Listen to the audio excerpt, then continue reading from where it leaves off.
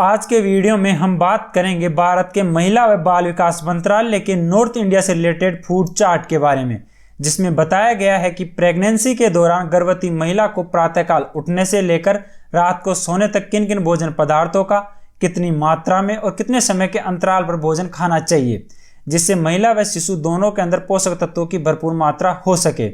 सबसे पहले हम बात करते हैं प्रातःकाल। प्रातःकाल उठने के बाद गर्भवती महिला को सुबह चाय व कॉफ़ी के स्थान पर 200 ml तक का एक गिलास दूध का पीना चाहिए।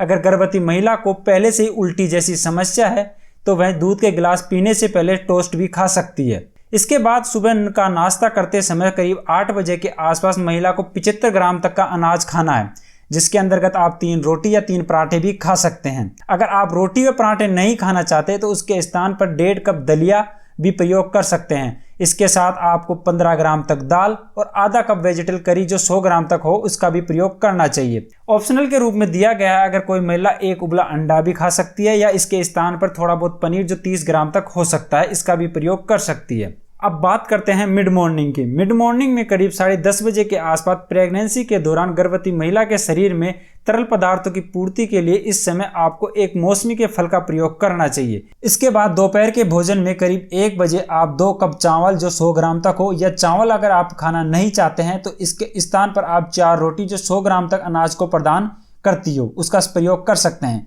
इसके साथ आप दाल, 1/3 कप हरी पत्तेदार सब्जी और आधा कप दही का भी प्रयोग कर सकते हैं। अगर ऑप्शनल के रूप में आप चिकन या मांस खाना चाहते हैं तो 30 ग्राम तक चिकन और मांस भी सेवन कर सकते हैं। इवनिंग के नाश्ते में सामान्यतः 4 बजे के आसपास आपको फिर से चाय व कॉफ़ी के स्थान पर मौसमी का एक फल का प्रयोग करना है।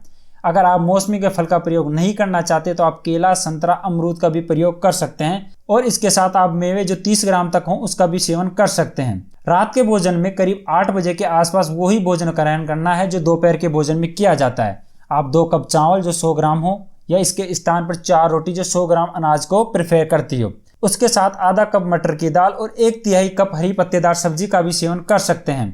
इसके साथ ही आधा कप दही जो 100 ml तक का हो उसका भी प्रयोग किया जा सकता है। इसके बाद आपको सोने के समय 10 बजे के आसपास 100 ml तक का एक छोटा गिलास दूध का पीना चाहिए। ये थे भारत का महिला व बाल विकास मंत्रालय का एक फूड चार्ट जो प्रेगनेंसी के दौरान नॉर्थ इंडिया से रिलेटेड भौगोलिक क्षेत्र के आधार पर उनको किन किन चीजों का कितने ग्राम तक का सेवन करना चाहिए, जिसमें पोषक तत्वों की भरपूर मात्रा होती है। महिला व बाल विकास मंत्रालय के इस चार्ट के अंतर्गत कुछ भोजन के विकल्प भी दिए हुए हैं, जिनको आप इनके स्थान पर भी विकल्प कर सकते हैं। नाश्ते में रोटी व पराठे के स्थान पर आप पोहा, बेसन मूंग चीला, दलिया, पौष्टिक चीला, आमलेट और उबला अंडा आदि भी खा सकते हैं। स्नैक्स के रूप में चिड़वा, बुनी हुई मूंगफली, चना चाट, अंकुरित अनाज और पौष्टिक चीला भी भोजन में प्रयोग कर सकते हैं। दोपहर और रात के भोजन में चावल, रोटी, बाजरा, इसके स्थान पर आप मक्के की रोटी, खिचड़ी, दाल। सब्जियों में आप सरसों का साग, मेथी, आलू प्लस गोभी, आलू प्लस पालक, दाल, बीन्स, मटर की करी, रायते, गाजर का रायता और दही के साथ भी आप इनका प्रयोग कर सकते हैं। साथ ही पनीर, गोभी, अंडा, चावल व मांस व चिकन फिश करी भी खाई जा सकती है। मीठे के अंदर गुलगुला, जिसे सामान्य भाषा में पुआ कहा जाता है, हलवा, गाजर मूंग की दाल से संबंधित, खीर, लड्डू, तिल के लड्डू और चिक्की का भी प्रयोग किया जा सकता है। हरी सब्जियों में आप पालक, मेथी, पुदीना, गोखरू के पत्ते, बथुआ प्लस सरसों साग आदि के ऑप्शन दिए हुए हैं। मेवे के रूप में सूखे नारियल, मूंगफली, तिल और तरबूज के बीज भी काफी पौष्टिक रूप में इसमें प्रदान किए जाने चाहिए। दालों में मूंग दाल, चावली दाल, मसूर दाल और साबुत मसूर, अरहर की दाल, हरी मटर, सफेद मटर और बांग्ला चना आदि के भी ऑप्शन दिए हुए हैं।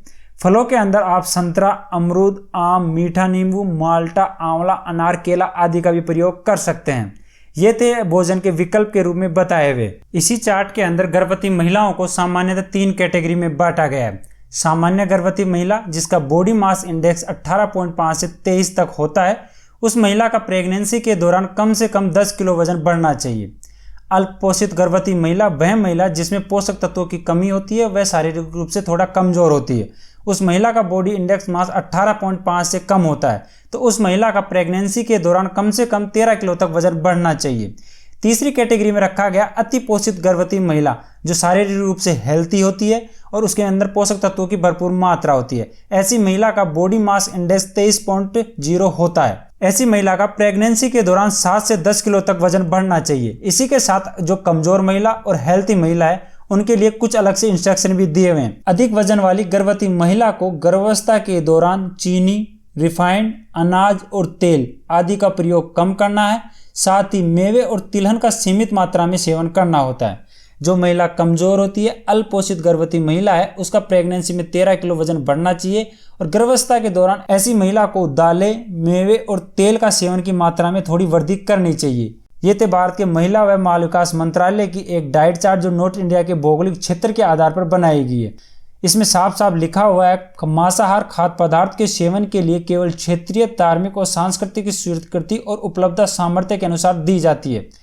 इसके अलावा इसमें अंदर गर्भवती महिला से संबंधित क्या विशेष बातों को ध्यान रखने चाहिए और किन बातों को अवॉइड करना चाहिए वो भी इससे संबंधित जानकारी है। और उसके बारे में हम अलग से एक स्पेशल वीडियो बनाएंगे जो आपको आगे प्राप्त हो जाएगा।